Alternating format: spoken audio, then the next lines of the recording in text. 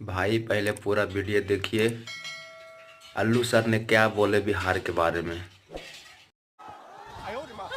पहली बार बिहार आया हूं। आपका प्यार और आपका स्वागत के लिए बहुत बहुत शुक्रिया। पुष्पा कभी झुकेगा नहीं, लेकिन आज पहली बार आपका प्यार के लिए झुकेगा। थैंक यू पार्टनर, बहुत प्यार दिए आप, बहुत बहुत शुक्रिया। कैसे हैं आप? कैसा लगा मेरा मजाक? मोबाइल घुराने पर गया ना भाई।